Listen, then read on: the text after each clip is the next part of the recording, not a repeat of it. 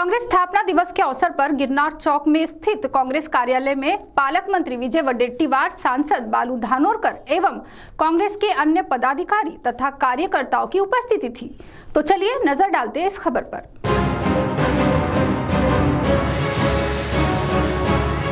चंद्रपुर शहर में कांग्रेस स्थापना दिवस आज उत्साहपूर्वक मनाया गया। इस मौके पर पालक मंत्री विजय वडेट्टीवार, सांसद बालू धानोरकर द्वारा केक काटा गया तथा सभी में मिठाइयां बांटी गई। आज 28 दिसंबर को भारतीय राष्ट्रीय कांग्रेस के 136वें वर्धापन दिन के अवसर पर स्थानीय कस्तूरबा चौक स्थित कांग्रेस संपर्क कार्यालय में चंद्रपुर जिले के पालक मंत्री विजय वडेट्टीवार तथा सांसद बालू धानोरकर इनके कर कमरों द्वारा केक काटा गया तथा उपस्थित लोगों में मिठाइयां बांटी गई। इस कार्यक्रम में भारी संख्या में कार्यकर्ताओं की उपस्थिति थी। सेल्फी विद तिरंगा ये आज के कार्यक्रम का विशेष आकर्षण रहा। इस अवसर पर कार्यक्रम के आयोजक शहर कांग्रेस जिला अध्यक्ष रामू तिवारी, ग्रामीण जिला अध्यक्ष प्रकाश देवतरे, पूर्व जिला अध्यक्ष सुभाष सिंह गौर, पूर्व नगराध्यक्ष सुनीता लोडिया के साथ पूर्व शहर जिला अध्यक्ष नंदू नागरकर, कांग्रेस के नेता दिनेश चोखारे, मनीष तिवारी, दीपक कटकोजवार, कुणाल चारे, आसिफ अली, अनुदाय दहकावकर, चित्रताई टांगे, सुनीता अग्रवाल के साथ बड़ी संख्या में कांग्रेस के पदाधिकारी, नगर सेवक एवं कार्यकर्ताओं की उपस्थिति थी। वहीं इस मौके पर वहां पर मौजूद कांग्रेसी नेताओं ने अपना मनोगत व्यक्त किया। 136 वर्ष आज या काँग्रेस वर्षाच्या स्थापनेचा दिवस आज देशभर जगभरही साजरा होत आहे। जगातल्या अनेक देशांमध्ये सुद्धा काँग्रेसचा हा स्थापना दिवस साजरा केला जातो। खरं आहे की आता म्हटल्याप्रमाणे हा काँग्रेस त्यागातून आणि बलिदानातून उभा झालेला पक्ष आहे। नेहरूवर टीका करणाऱ्यांना माहित नाही की नेहरू किती वर्ष जैलात होते या देशाच्या स्वातंत्र्यासाठी। ज्यावेळेस नेहरूजी जैलात होते त्यावेळेस त्यांच्या पत्नी कमला नेहरू ह्या सुद्धा जवळपास 7 वर्ष त्यांनी जेल काढली। आणि इंदिराजी लहान असताना, इंदिराजी छोट्या असताना इंदिराजी बाहेर होत्या, पण या दोघंही नवरा बायको आमचे दोन्ही स्वर्गीय नेते नेहरूजी आणि कमलाताई या दोघांनाही जेलमध्ये काढावे लागले स्वातंत्र्यासाठी। नेहरूजींच्या बलिदानाचं, नेहरूजींचं त्याग, त्याबरोबर त्या सगळ्या काँग्रेसच्या स्थापनेला बळकटी देण्याचं काम नंतरच्या कालावधीमध्ये जी मशाल, शांतीची मशाल ही महात्मा गांधींनी हाती घेतली। खरं तर 1920 मधला 1920 मध्ये जो असहकार आंदोलन नागपुरात झाला होता, त्या आंदोलनाच्या कार्यकारिणीमध्ये तुम्ही म्हणाला तसं ते हेडगेवार होते।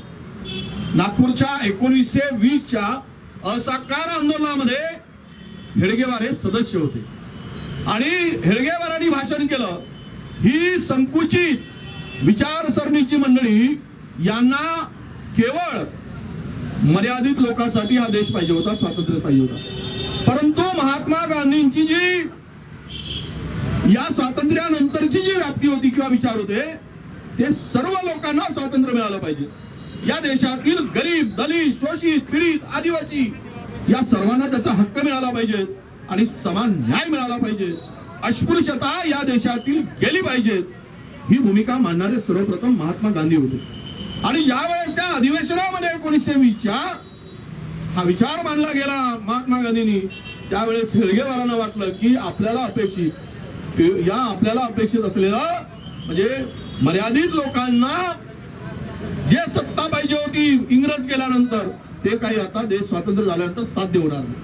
आणि म्हणून त्या दिवशी मग 1922ला काँग्रेसमधून बाहेर पडून या मंडळींनी कट रचून एक स्वतंत्र चूल निर्माण केली। 1930 मध्ये गुजरातमध्ये ज्यावेळेस आंदोलन झालं, त्यावेळेस त्या आंदोलनावर या मंडळींनी सगळ्यांनी बहिष्कार घातला आणि मग त्याची स्थापना 23 पासून सुरुवात झाली। खरं तर देशाला स्वातंत्र्य मिळत असताना यातील काही लोक फक्त स्वस्वार्थासाठी हेडगेवारांसारखी काँग्रेस बरोबर होती, परंतु त्यावेळेच्या नेहरूंचे विचार पाहिले तर आपल्याला माहित आहे की नेहरूंच्या मंत्रिमंडळामध्ये वैचारिक दृष्ट्या मतभेद असलेले लोक त्यांनी मंत्रिमंडळात घेतले। त्यातलं एक नाव म्हणजे दीनदयाळ, ज्यांनी जवाहरलालजी नेहरूंनी स्वतःच्या मंत्रिमंडळामध्ये स्थान दिलं आणि ते सांगतात की हा माणूस आमच्या देशाचा विचार करणार। ज्यांना पटत नव्हतं राजकीय दृष्ट्या किंवा वैचारिक दृष्ट्या ते दूर होते, तरीही पण त्यांना घेऊन त्यामध्ये सत्तेमध्ये सहभागी करून घेण्याचं काम, हा प्रचंड मोठा बलिदानाचा आणि त्यागाचा आहे. या काँग्रेसनी सत्तेमध्ये असताना, पदावर असताना 2 पंतप्रधान गमावले. एकांनी छातीवर गोळ्या झेलल्या, एकांचे म्हणजे राजीव गांधींचे ज्यावेळेस हत्या झाली, मानवी बामनी छिन्न बिछिन्न पूर्ण शरीर झालं. अशा परिस्थितीमध्ये काँग्रेसची सगळी आत्ताच्या आमच्या नेत्या सोनिया गांधी यांनी अजिबात राजकीय विचार केला नव्हता. परंतु देश जर पुन्हा उभं करायचं असेल, देशाला प्रगतीकडे न्यायचं असेल, तर काँग्रेसच्या काही मंडळींनी सांगितलं की तुम्हाला नेतृत्व करावं लागेल. त्याची इच्छा नसताना ते नेतृत्व करायला आल्या आणि हा देश जो मनमोहन सिंगच्या काळामध्ये आर्थिकरित्या जो प्रगल्भ झाला, मजबूत झाला, जो इन्फ्रास्ट्रक्चर देशामध्ये आलं, हे सर्व उभं केलं गेलं. ते मग सोनिया गांधींच्या नेतृत्वामध्ये, मनमोहन सिंग साहेबांच्या नेतृत्वामध्ये झालं. काय उभं नाही केलं? रिझर्व्ह बँक काय यांच्या बापाने केली?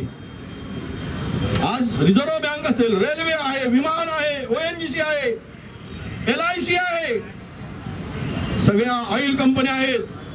हे नवरत्न देशाचं उभं करण्याचं काम काँग्रेसनी केलं आणि चौकीदार हे सगळं विकण्याचं काम सुरू केलं. त्याची स्थापना 28 डिसेंबर 1985 1885 मध्ये झाली. 136 वर्षाचा कालखंड झाला. A.O. ह्यूम यांनी या पक्षाची स्थापना केली. आज मोठा आनंदाचा दिवस आहे. एक अहिंसा आणि सत्याग्रह याच्या माध्यमातून काँग्रेसची वाटचाल मागील 136 वर्षापासून चालू आहे. अहिंसा आणि सत्याग्रहाच्या माध्यमातून इंग्रजांना सळो की पळो करायचं काम या देशातील जनतेने केलं आणि भविष्यात या काँग्रेसचा मूळ पाया महात्मा गांधी यांच्या हातात आला, भुरा यांच्या हातात आले आणि त्याच्या माध्यमातून या स्वातंत्र्याची चळवळ उभी झाली.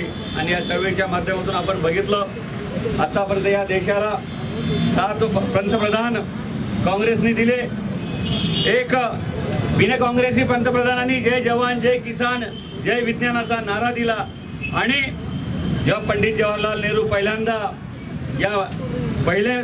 या देशाचे पंतप्रधान झाले, त्यावेळेस खऱ्या अर्थाने या देशाचा पाया रचला गेला, विकासाचा पाया रचला गेला.